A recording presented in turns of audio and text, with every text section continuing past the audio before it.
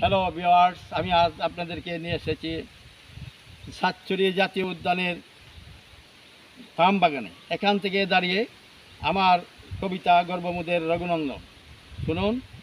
ভীমরাজের সুরের ছন্দে নাচে পাখি মন আনন্দে, ধনের সব তালে তালে চড়ছে গিয়ে গাছের ডালে, ডালগুলো গোল সব পাকা পাকা, ধনের দাদুর টুট্টি বাঁকা, অরণ্যেতের গাছগাছালি তার উন্নতে ভরা, দোয়েল শালিক চড়ুই পাখি করছে তাদের খেলা, কিচির বিচির শব্দে পাখির শিয়াল দিত হানা, পালিয়ে যেত পাখিরা সব ফেলে তাদের খানা, বনের সুবাই মৌমাছিরা করছে আনাগুনা, সন্ধ্যা হলে দেখতে পায় না এই তো তাদের ধারা।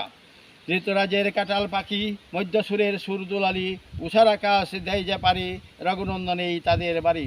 সেগুন গর্জন বৃক্ষরাজি জারুল ফুলের বেলা, প্রজাপতি সমীরণে মেলে দুই ডানা, পাপড়ি মেলে উঠছে তাদের খানা, সাইবেরিয়ান গতিতে পাখি তুলতে তাদের ছানা, বাঘবানরের সন্ধ্যাবেলায় গায়ে দিত হানা, তাড়িয়ে দিতে প্রদীপ মশাল সবারই ছিল জানা।